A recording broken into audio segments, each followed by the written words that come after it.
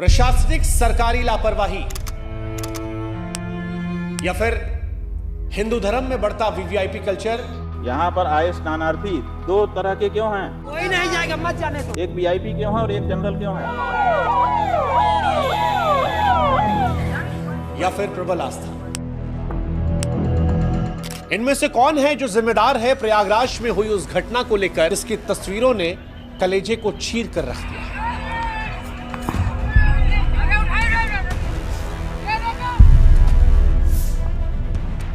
यहां पर स्ट्रेचर पर परिजन ने लाश का हाथ नहीं छोड़ा है क्योंकि उसे डर था कि शव कहीं खो ना जाए। इस महिला की तस्वीर को देखिए जिसने अपने मृत परिजन को सांस देकर जिंदा करने का एक असफल प्रयास किया है।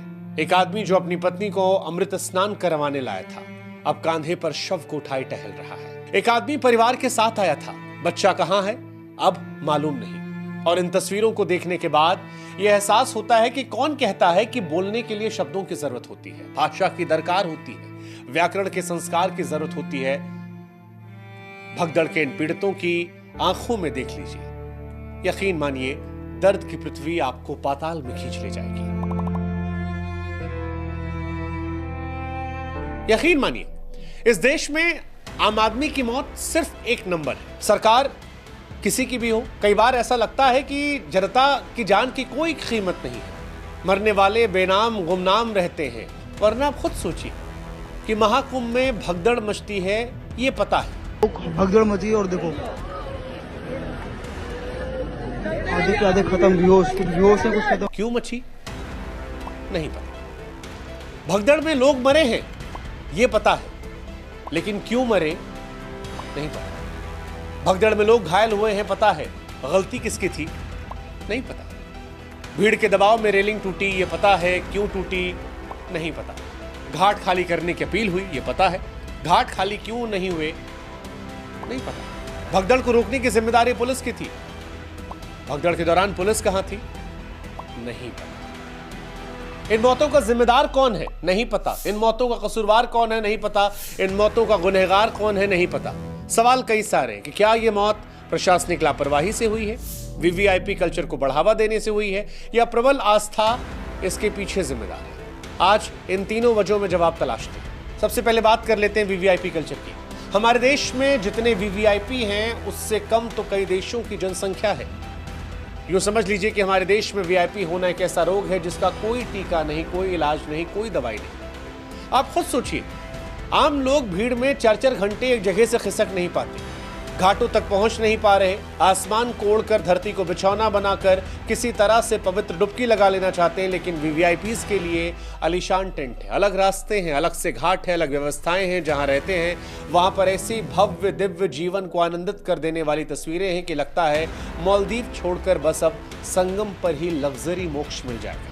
वीआईपी कल्चर आज का नहीं है। 1986 में भी कुंभ मेले में भगदड़ मची थी, 200 लोगों की जाने गई थी। कहा जाता है कि ये हालात उस वक्त तब पैदा हुए थे जब उस वक्त के उत्तर प्रदेश के मुख्यमंत्री वीर बहादुर सिंह कई राज्यों के मुख्यमंत्रियों सांसदों के साथ हरिद्वार पहुंचे थे। सुरक्षा कर्मियों ने आम लोगों को नदी किनारे जाने से रोका। उस वक्त भगदड़ मच गई थी, भीड़ बेकाबू हुई, लोगों की मौत हुई। कहा जाता है 1954 में वीआईपी हाथियों पर बैठकर शाही स्नान करने आए थे। इस बार वीआईपी एसयूवी गाड़ी में आ रहे हैं। क्या कुछ हो रहा है वो हम सब देख रहे हैं। इस भगदड़ में जो मौत हुई है वो लोगों के परिजनों की सिर्फ मौत नहीं है, बल्कि एक मुल्क के तौर पर वीआईपी कल्चर को बढ़ाने वाली चेतना की भी मौत है। सवाल है वीआईपी कल्चर कब तक धर्म में रहेगा? भगवान की नजर में दो तरह के बच्चे क्यों रहेंगे? एक जो अमीर हो गया उसके लिए अलग व्यवस्था, जो गरीब हो गया उसके लिए अलग व्यवस्था। हम बैठे के देखें वो वीआईपी है, मैं तो जनरल हूँ। हाँ, वीआईपी तो कुछ लोग हो पाएंगे, 40 करोड़ आ रहे हैं, 39 करोड़ तो वीआईपी नहीं होंगे ना। लेकिन वीआईपी कल्चर से आगे बढ़कर सवाल सरकार पर भी उठेगा। यह अलग बात है कि महाकुंभ भगदड़ पर बोलते हुए उत्तर प्रदेश के मुख्यमंत्री योगी आदित्यनाथ की भावुक करने वाली तस्वीर देखना दुखद है। उन सभी परिजनों के प्रति हमारी पूरी संवेदना है।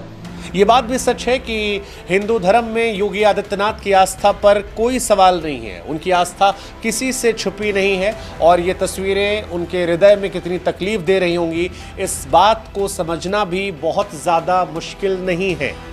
लेकिन सिक्के का दूसरा पहलू यह भी है कि 30 से 35 जिंदगियां गई हैं। सवाल सरकार पर भी उठेंगे। सवाल इसलिए भी उठेंगे क्योंकि सभी को मालूम था कि मौनी अमावस्या पर भीड़ होगी। सबको मालूम था कि भीड़ करोड़ों में होगी। इसके बावजूद भीड़ इतनी ज्यादा एक जगह कैसे इकट्ठा हो गई। जिन परिवारों के लोग मारे गए हैं उनके सामने टीवी पर व्यवस्थाओं की तारीफ या आंसुओं की दलील काम नहीं करेगी। ये इसलिए भी क्योंकि महाकुंभ 2025 में उत्तम व्यवस्थाओं, सुगम सुविधाओं को लेकर काफी प्रचार प्रसार हुआ था। 144 वर्ष के बाद महाकुंभ का यह मुहूर्त आ रहा है और इस महासमागम का साक्षी देश और दुनिया बनना चाहता है। सड़कें, पोस्टर, बैनर, विज्ञापनों से भरी पड़ी हैं। मीडिया लगातार महाकुंभ को दिखा रहा है। यूट्यूबर्स लगातार महाकुंभ दिखा रहे हैं। जो लौट रहे हैं, जो जा रहे हैं, वो वहां से लगातार तस्वीरें साझा कर रहे हैं। ऐसे में जनता आश्वस्त हो जाती है। खास तौर पर सरकार ने जिस तरह से 144 वर्ष वाले प्रचार को बढ़ाया, उसके बाद बड़ी संख्या में लोग संगम स्नान के लिए तत्पर हो गए। पीढ़ियों में एक बार मिलने वाले इस अनुभव को कोई भी छोड़ना नहीं चाहता था और ये सरकार के प्रचार प्रसार की वजह से हुआ था। जनता सरकार को लेकर आश्वस्त थी कि भले ही आसमान गिर जाएगा लेकिन सरकार संभाल लेगी। ये आश्वस्तता, ये निश्चिंतता का भाव 30 से 35 लोगों के लिए काल बन गया, क्योंकि लड़े तो जीते नाम सरदार का और कुछ गलत हो तो सवाल भी सरदार का। तीसरी वजह भी प्रमुख है, प्रबल आस्था, लोगों की आस्था। दरअसल महाकुंभ में भगदड़ से पहले का कमिश्नर का वीडियो वायरल हुआ, जो कह रहे थे कि भगदड़ की आशंका है, जो बार बार सचेत कर रहे थे कि जो सोवत है वो खोवत है, वो लोगों को हटने की बात कह रहे थे। सभी श्रद्धालु सुन लें, यहाँ लेटे रहने से कोई फायदा नहीं है। जो सोवत है सो खोवत है। उठिए उठिए, स्नान करिए। लेकिन मौजूदा दौर में लोगों की आस्थाएं इतनी प्रबल हो चुकी हैं कि आप उन्हें बुलाकर ये नहीं कह सकते कि संगम पर मत नहाओ, पर्व पर मत नहाओ या ब्रह्म मुहूर्त में मत नहाओ। लोग वहीं स्नान करना चाहते हैं जहां गंगा और यमुना का मिलान होता है। सबको मौनी अमावस्या के ब्रह्म मुहूर्त में ही स्नान करना था। उन्हें रोकने के लिए अगर ये कहा जाएगा कि आप ऐसा मत कीजिए, कहीं भी नहा लीजिए, पुण्य समान है, तो लोग नहीं मानेंगे और ये भी एक बड़ी वजह बन गया। हालांकि लोग भी इसमें पूरी तरह गलत नहीं है, क्योंकि लोग एक विशेष विचार लेकर ही प्रयागराज पहुंचे हैं और उसी के अनुसार वो चलेंगे। आप उनसे लाख कह दीजिए कि मत कीजिए, ये श्रद्धालु वही करेंगे जिसमें उन्हें इस बात का एहसास कराया गया है कि सर्वाधिक पुण्य मिलेगा। और अगर आप जरूरत से ज्यादा उन्हें पाप पुण्य समझाएंगे तो लोग इसी भावना के साथ हो सकता है घरों में रहकर ही मन चंगा कटौती में गंगा मानकर महाकुंभ का स्नान करने से बच जाएं। वो अपने घरों में रहकर ही ये मान ले कि तीर्थस्थल का सुख वहां भी मिल जाएगा। ऐसे में फिर इन तीर्थस्थलों के महत्व क्या रह जाएगा, ये सवाल भी है। लोगों की अधिक आस्था भी एक बड़ी वजह हो सकती है।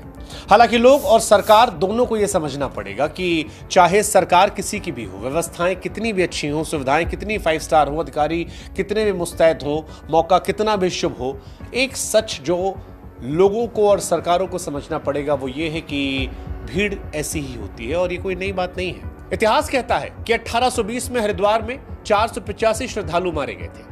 1954 में लगभग 800 से 1000 की मौत हुई थी। 1986 में 200 लोगों की कुंभ भगदड़ में मौत हुई थी। 1992 में उज्जैन में 50 लोगों की मौत हुई थी।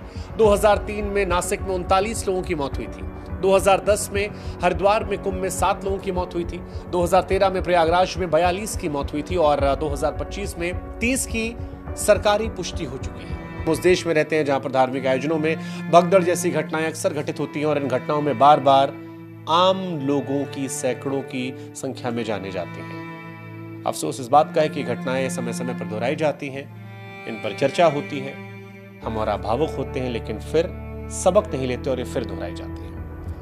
हाँ, लोगों को यह समझना पड़ेगा कि जब वो श्रद्धालु बनकर गए हैं तो पुलिस प्रशासन श्रद्धालुओं पर सख्ती नहीं कर सकती है, क्योंकि ऐसा करना उनकी आस्था के साथ अन्याय भी होगा, साथ ही ये भी भगदड़ की वजह बन सकती है। ऐसे में लोगों को भी जिम्मेदारियों का निर्वहन समझना पड़ेगा, प्रशासन को भरपूर सहयोग देना पड़ेगा, सरकारों की बातों को सुनना पड़ेगा जिसमें कहा जा रहा है बार बार कि जल्दी स्नान कीजिए, भीड़ बहुत ज्यादा है, एक जगह पर इकट्ठा मत होइए।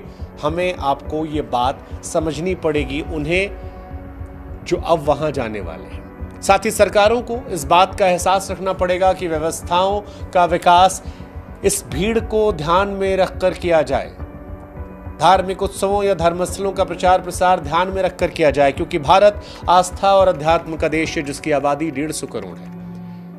सरकारें व्यवस्थाएं उसी अनुरूप करें और तब उसका प्रचार प्रसार करें। जितनी बड़ी संख्या में लोगों को आमंत्रित करें, उससे पहले यह सुनिश्चित करें कि उतनी व्यवस्थाएं उनके पास हैं, उस स्तर पे जागरूकता वो कर रहे हैं। उम्मीद करते हैं कि सरकार और लोग इन बातों का ध्यान रखेंगे और जब भविष्य में और लोग महाकुंभ में स्नान करने जाएंगे, क्योंकि कई महत्वपूर्ण स्नान बाकी हैं, तो इन बातों का ध्यान रखा जाएगा। जो इस दुनिया में नहीं रहे, उन्हें हमारी तरफ से भावभीनी श्रद्धांजलि। ईश्वर उनकी आत्मा को शांति दे। जय हिंद, जय भारत, नमस्कार।